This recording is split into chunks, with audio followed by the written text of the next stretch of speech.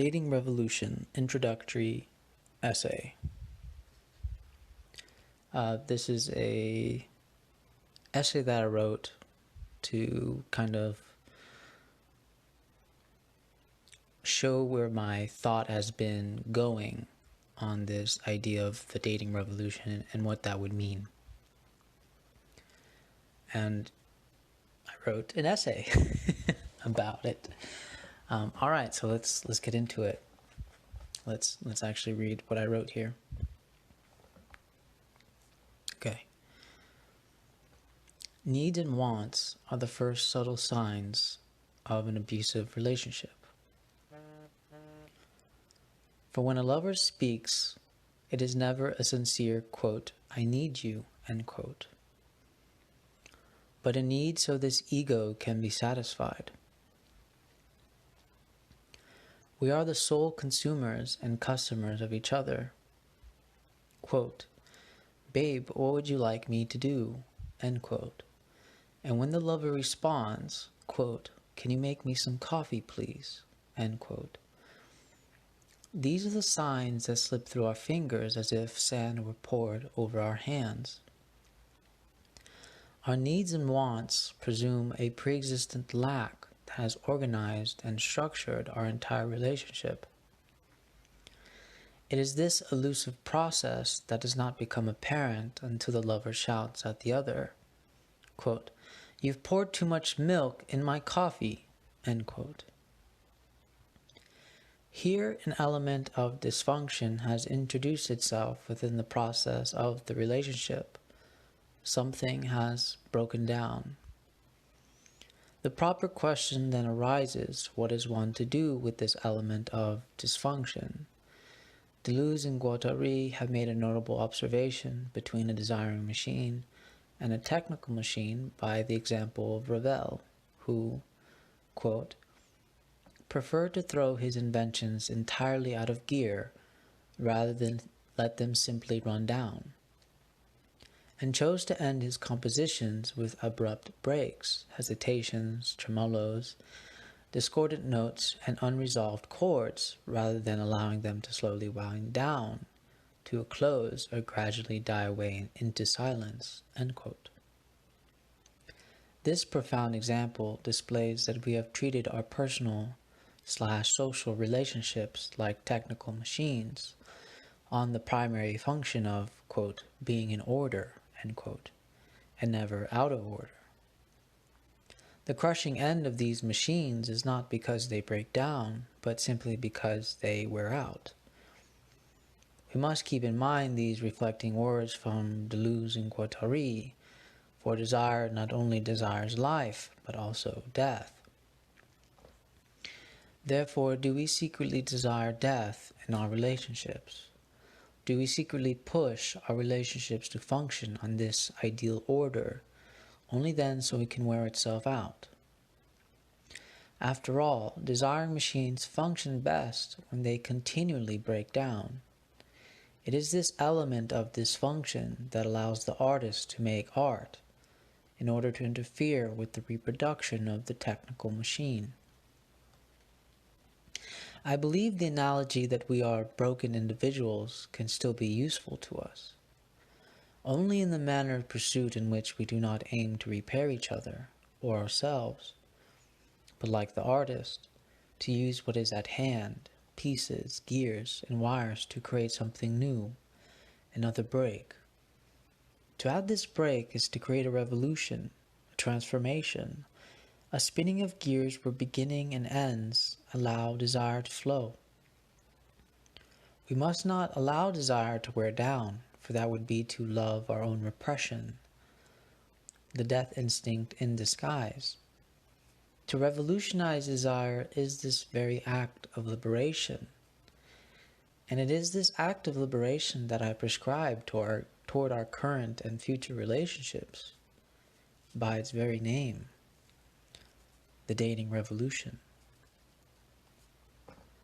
And that's the end of the essay. So just to kind of clarify some things within the essay, for those of you that don't know what dating machine.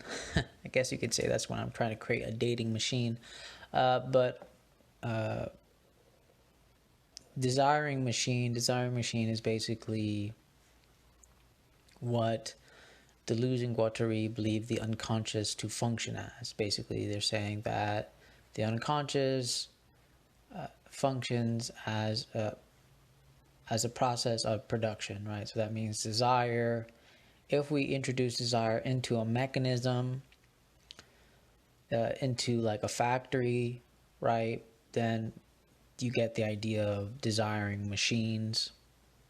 And this is what they're saying, that the unconscious actually functions like kind of like a factory rather than a theater, which is some of their beefs with Freud. When I guess he makes this the unconscious in comparison to a theater. I guess. I mean, I haven't quite found that comparison. But this is what Deleuze and Guattari are saying. Technical machine, you can kind of look at this as... I would strip this away from the way Deleuze and Guattari are using it, but I would just kind of use it as the way kind of just regular machines work, right?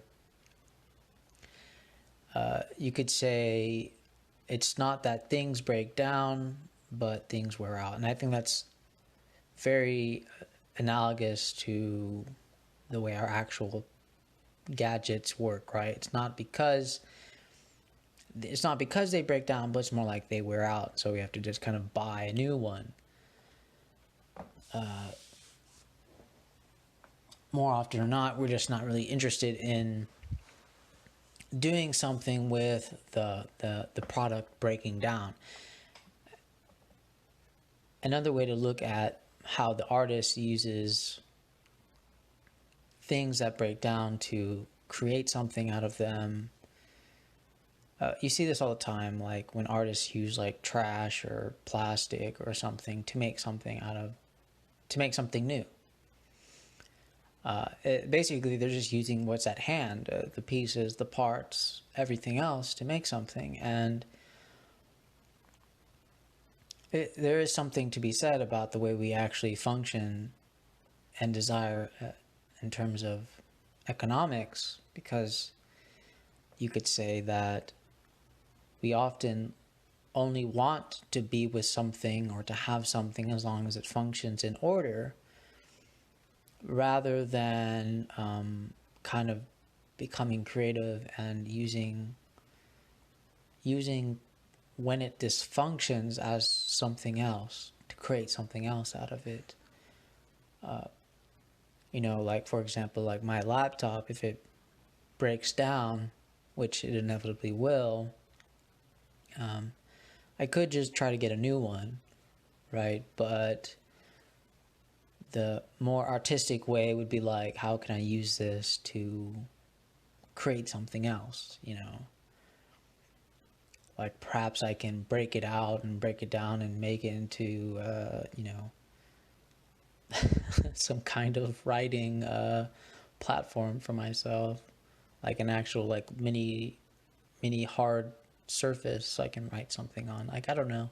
I mean, it's all about just like, what can you do with this breaking down rather than letting it wear out? And you can say the letting wear it out is probably turning it in and throwing it away, right? Just letting it wear out and decay into some kind of, throwing it in the junkyard. And you could say that we analogously do the same thing with our relationships, right? It doesn't function anymore. Rather than sort of making the breakdown as some kind of, using the breakdown as some kind of utility for something else, an energy for something else, we just throw it away and let it wear out. And so, we do this a lot of times with relationships. And I thought when Deleuze and Guattari made this sort of very interesting observation with desiring machines and technical machines, I thought that was a very interesting way to approach things, because it would seem then that this element of dysfunction, you could say, is perhaps a calling for, you could say it has come towards a completion, and that now it desires something new to be created from it, right? Like if my laptop breaks down, I don't just throw it away and let it wear down. I should try to find something useful within this breaking down of the laptop to create something new out of it, right? And so on. So there's something to be said about that whole process. And I really like this idea and examples that they use with artists and revolutionaries, because artists and revolutionaries, what's so similar to them is that they do tend to use things that are at hand, right? They're very symbolic in terms of, like, they will use breaks, they will use sort of an element of dysfunction to subvert the organization of this sort of being in order, right? Rather than letting something simply just wear out and die. So there is something to be said about using the dysfunction of the relationship to propel something new into the making. Add another break, add another something out of order, add another gear out of place, rather than letting the relationship dwindle down. Now, of course, I haven't addressed. I'm pretty sure people have a lot of questions about, well, what if this is an abusive relationship and so on. But I think a lot of the abusiveness of the relationship is because of needs and wants, to some degree. Now, I think, even though in this essay I make a very provocative statement in the beginning by saying needs and wants are the first little signs of an abusive relationship, that is not to say that there should be no needs and no wants. But it is to say, but I make it provocative in the sense that you should be very wary of your needs and your wants. Because most of the time they will take form of an abusive kind of relationship. If you, and the reason why I use the example of a customer and consumer relationship is exactly that, right? The customer comes in, they need something, and and the sort of the person providing that, is me providing your wants, right? Your needs. And there's always this back and forth relationship between consumer and customer. We're always trying to, it's a very devouring kind of relationship. We're providing and devouring, providing and devouring.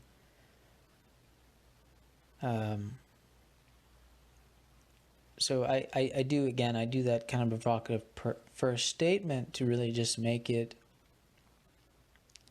just apparent, sometimes you gotta exaggerate it just to make you see the bigger picture of it, but at the end, I do kind of say, like, the difference is, you could say, I would say it's not that needs or wants are necessarily abusive, but they become abusive if we're just using in the sense of it being, like, to sort of function in a structure type of way. They should function, and what I'm trying to say is they should function in a structure, but at the same time, when they break down, it's more about what happens when they begin to break down.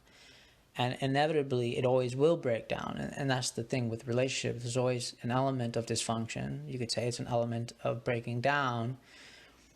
And a lot of us try to resume that previous order of the relationship, right? Like the way it was, or like the way we used to behave with each other and so on. We always try, like, to resume that process. And that process is rather abusive, right? You're basically, what you're doing is you're wearing down the relationship by trying to continually resume the way it previously was, or the way it previously started. And so you could say the break is an initiation of a new beginning. And so you could say that we shouldn't really be so obsessed about having fixed identities within relationships, but we should be identifying breaks within the relationship, you could say. And once you identify these breaks, you could say this is when we could begin to add a new break, a new beginning, a new process, a new construction, a new piece of art in our relationship.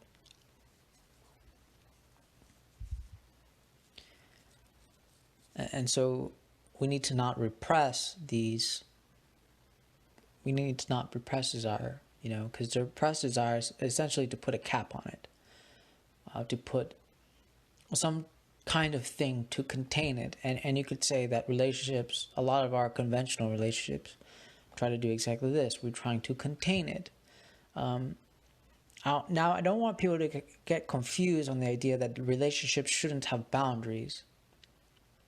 Relationships should have boundaries, but at the same time, when those boundaries break down, right? And now, not when they're broken, but when they break down, meaning like over time we change. And that means over time the boundaries are going to break down. So when they break down, it's not that you should resume the same boundaries, it's that you should actually construct a new kind of art within the relationship, and you use those pieces of the broken boundary, of the broken down boundary, better yet, and construct a new boundary.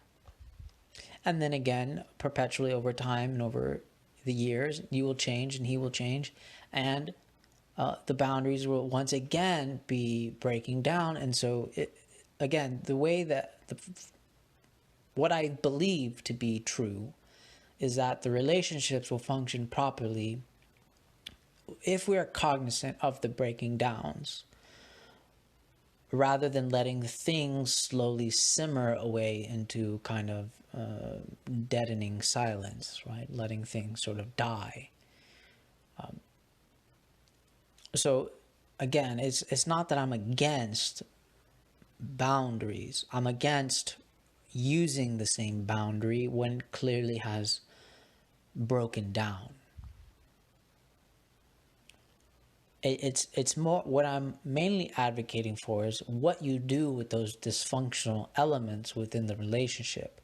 Now, you could call this compromise, but what I'm saying is that if the compromise fails, if the compromise breaks, what do we then construct out of these pieces and parts for a new compromise? And then again, but what I'm trying to say is that in order for the relationship to work, it's going to continually break down. Because what Deleuze and Guattari are saying is that that's how desire functions. It functions out of disorder. That's the only way. It functions by always breaking down. And it needs to always break down, because if not, it's not creating anything. And if you're not creating anything, then you're repressing desire.